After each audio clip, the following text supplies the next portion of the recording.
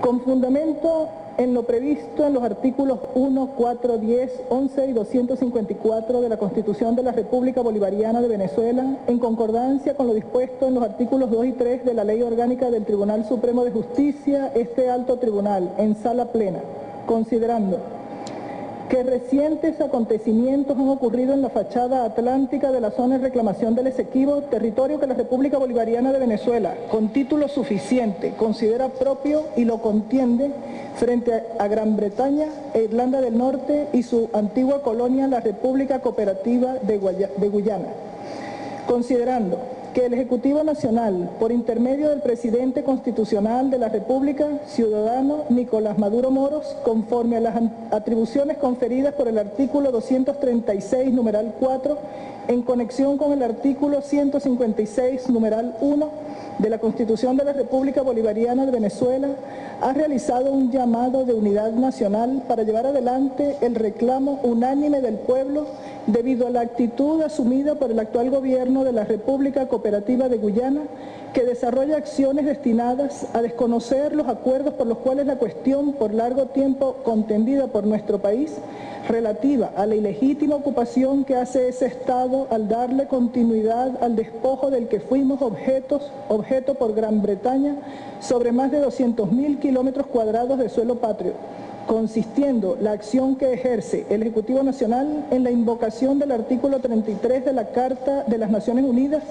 tal como se contempla en el Tratado de Ginebra para buscar una solución pacífica a la controversia.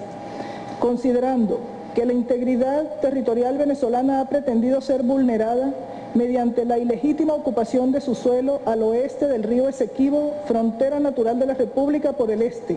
en aplicación del Iuti Possidetis Iuris, que se invoca de acuerdo con el derecho internacional para la fijación de los límites de los nacientes estados, luego de las luchas de independencia del Reino de España en Norte, Centro y Suramérica a comienzos del siglo XIX. Usurpación que comenzó a partir del año 1814, cuando el Tratado de Londres, Holanda, cedió a Gran Bretaña los establecimientos de Demerara, Berbice y Esequibo, entendiéndose que nunca pudo o puede entenderse que era o es susceptible de ocupación legítima el área de tierra situada al oeste del río Esequibo, así como tampoco el mar que hace su frente, porque España jamás se dio título para ello y Venezuela nunca reconoció las ocupaciones que por vías de hecho el gobierno de la corona británica realizó y, por el contrario, protestó de manera enérgica y constante ante las autoridades británicas y en los foros internacionales. Reclamación que desde que el Reino Unido de Gran Bretaña e Irlanda del Norte el día 26 de mayo de 1966 le concedió independencia a la Guayana Británica, incluye también a la actual República Cooperativa de Guyana.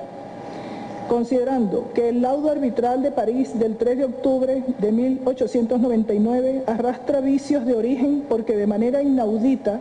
la representación nacional pretendió ser asumida por una potencia extranjera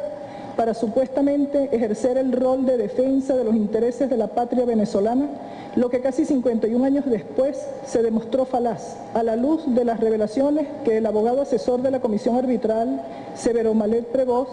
hiciera en su memorándum póstumo aparecido en el American Journal of International Law, número 43, volumen 3, correspondiente al mes de julio de 1949, por el que revela la colusión que practicaron las dos potencias involucradas, una, la Gran Bretaña, defendiendo sus propios intereses, y la otra, los Estados Unidos de América, apoyando a la primera en desmedro de aquellos intereses cuya defensa debió ejercer, los de Venezuela. Se desestimó el mayor número y la superioridad cualitativa de los títulos y mapas presentados por Venezuela, aunque sí apreciaron sin escribirlo los mapas de Scomburg y de Scomburg-Hebert, el primero de los cuales, trazado en 1835, reconoce al río Esequibo como nuestra frontera este y solo se aparta de él hacia el oeste en 45 millas antes de la costa hasta llegar a la desembocadura del río Pomerón, creando una porción de 4.920 kilómetros cuadrados. El segundo mapa, trazado por Robert Scomburg en 1840, ya es la obra de un corsario al servicio de la corona británica, porque sin título alguno usurpa un área de 141.930 kilómetros cuadrados, El tercer mapa es el de la llamada línea expandida de Schomburg o mapa de Hebert, que lleva el despojo a 203.310 kilómetros cuadrados. Considerando que el laudo de París es nulo de toda nulidad por ser inmotivado, tal y como lo exige la Convención para la Resolución Pacífica de Controversias Internacionales de fecha 29 de julio de 1899 en su artículo 52, toda vez que no analiza el cúmulo probatorio provisto por las partes, siendo las pruebas aportadas por Venezuela numerosas, contundentes y muchas de ellas de data anterior al Tratado de Londres de 1814 y aún al Tratado de Münster de 1648. Por otra parte, tiene vicios del consentimiento, como lo denunció en 1949 el asesor arbitral Severo Malet Prevost, cuando explica cómo los árbitros británicos y el árbitro ruso Frédéric Martens amenazaron, con su mayoría de 3 votos, proceder a despojar a Venezuela del delta del río Orinoco. La coacción que sufrió la patria venezolana se proyectó durante el año 1900 y siguientes, cuando varios de sus puertos fueron bloqueados por buques de guerra de potencias europeas, entre ellas Gran Bretaña, para cobrar deudas manu militari. Bajo ese ambiente se cumplió, con el laudo arbitral, siempre bajo la sostenida protesta de todos nuestros gobiernos nacionales, por lo que la doctrina Stoppel no puede ser invocada en su contra, porque la misma no puede prosperar cuando se cumplen mandatos y aún convenciones bajo coacción. Considerando que el Tratado de Washington del 2 de febrero de 1897, que establece las bases y reglas sobre las que funcionará la Comisión Arbitral de París, fue manipulado entre el secretario de Estado de los Estados Unidos, Richard Olney, y el embajador del Reino Unido en la capital norteamericana, Julian Ponsefot, quienes soslayaron a nuestro ministro plenipotenciario, José Andrade, para, a sus espaldas, incluir la regla de la prescripción territorial de 50 años, siendo que a partir de la Constitución de 1864 y todas las que siguieron, la enajenación del territorio nacional está prohibida, lo que vicia de inconstitucionalidad el tratado. Añadiendo a tal señalamiento el inusitado hecho de que en este tratado se estableció que los intereses de la parte venezolana no fueron representados por árbitros naturales de este país. Necesariamente la conclusión es que también el Tratado de Washington de 1897 es nulo de toda nulidad. Considerando que el Tratado de Ginebra del 17 de febrero de 1966 suspende implícitamente la fuerza de cosa juzgada del laudo arbitral de París del 3 de octubre de 1899, porque en su texto las partes convienen en revisarlo y examinar la salvedad venezolana sobre el mismo, debemos reconocer que en la actualidad es el mejor instrumento que tenemos para abordar el asunto y buscar con patriotismo, serenidad, sensatez y firmeza una solución al desacuerdo limítrofe con el vecino país de la República Cooperativa de Guyana y la potencia que lo patrocina desde que fuera imperio, el Reino de Gran Bretaña e Irlanda del Norte. Considerando que el Tratado de Ginebra del 17 de febrero de 1966 es la vía más adecuada en el momento para obtener la nulidad del laudo arbitral de París del 3 de octubre de 1899,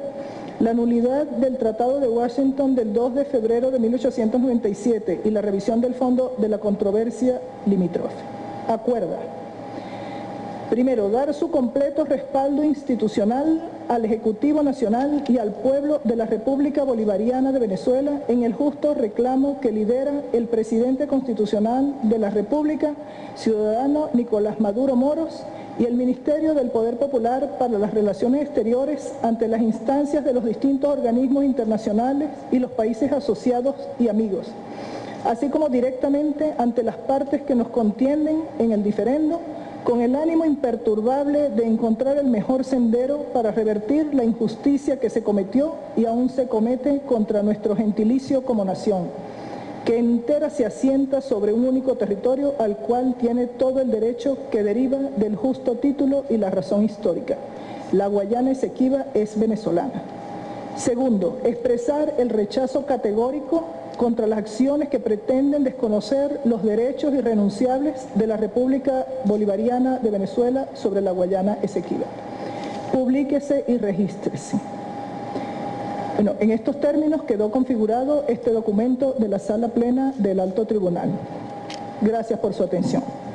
Bien, muchísimas gracias, Presidenta, y a los señores magistrados, miembros de la Junta Directiva del Tribunal Supremo de Justicia.